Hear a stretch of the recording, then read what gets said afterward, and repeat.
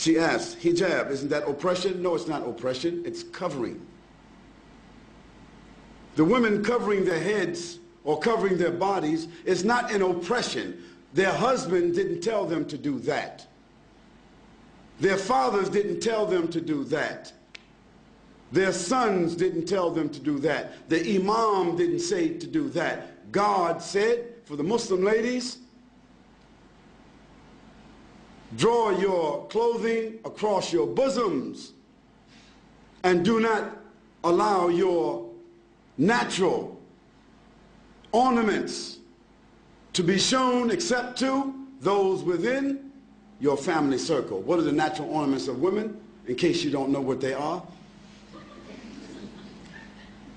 Their breasts, their shapes that happen to be different than that of men, their hair, those adornments should be covered. Now, just in case Christian people don't remember, just 40 years ago, Christian women never went to church without covering their heads. It wasn't it. Isn't that true? Ask your grandmothers.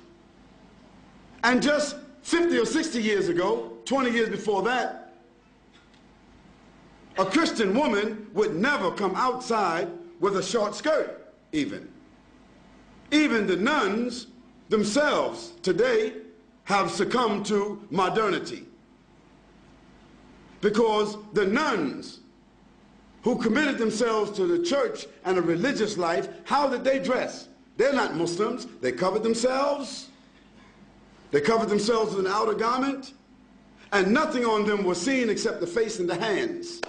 So if that was accepted by Christianity, it was accepted by religion. That wasn't something just that Muslim women were told, but Jewish women, Christian women, and Muslim women were ordered to do that in their scriptures. Now the fact that the modern civilizations chose to tell women they don't have to wear that and they can wear bikinis doesn't mean that God is wrong and they are right.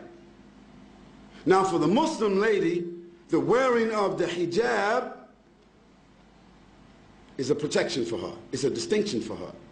Yes, it is a uniform so that she will be known to be a Muslim. She would not be molested. She would not be insulted.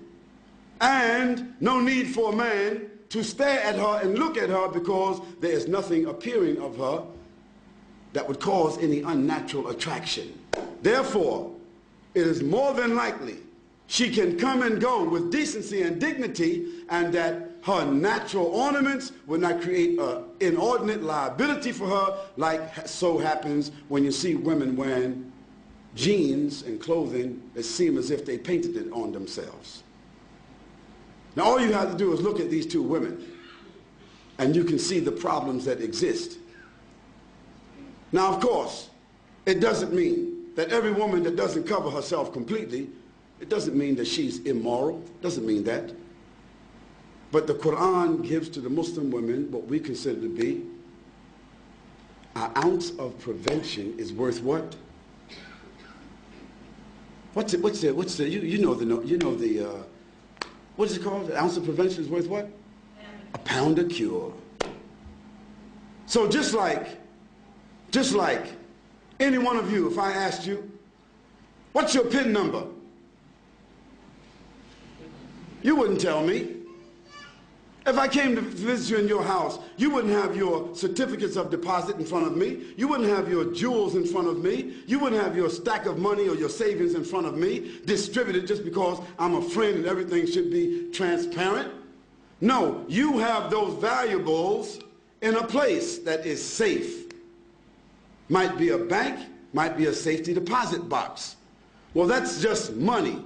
That's just tangible things. So don't blame us and don't blame God if he tells us that our mothers and our wives and our daughters, that they should be covered and in a safe place. The person asked about segregation. Why do Muslim women, why are they segregated? They're not segregated. They're not segregated. They're separated. There's a difference between segregation and separation.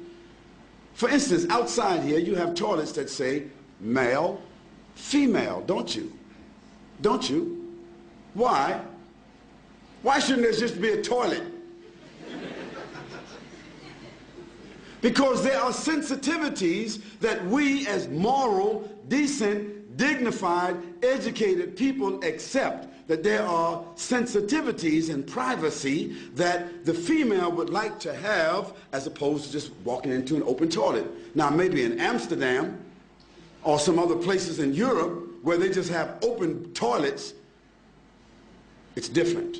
But in most cases in the world, in most places in the world, they select to have a male and a female toilet. Why? Because there's the inherent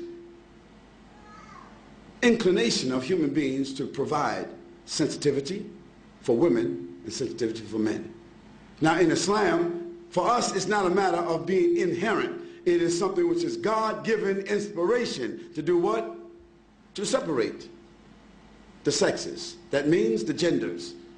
Doesn't mean absolute separation, like we can't see each other, we can't talk to each other, but generally, my wife just doesn't, I don't go to another man's house and I just sit down with his wife and dance with his wife, and he sit down and dance with my wife, and this is a matter of friendship. Bob, just drop over anytime you like. Okay? We don't do that. No, I come to visit Bob or Abdullah. Abdullah's wife comes to visit my wife. I don't socialize with his wife, and he doesn't socialize with my wife. Although there may be occasions where we eat together, our families socialize together, but generally, after boys and girls reach the age of 7, the Prophet said, even if they're brothers and sisters, separate them from the bed.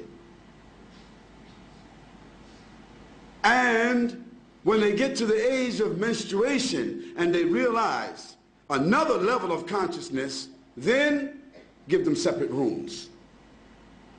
What to do what? To preserve and protect them from tendencies that human beings have, tendencies that has manifested itself in civilizations where they don't do that protection. So we are obeying Almighty God. That's what we're doing. And sometimes we just have to believe what God orders us to do and benefit from the medicine. Sometimes when we don't follow what God tells us to do, then we see later on the reasons why. So we don't apologize for that. We say that it brings us dignity, it brings us distinction. Whether it be the hijab of the women or the separation of the men and the women, it brings us distinction, it brings us dignity and protection and morality, additional morality. That's why we do it.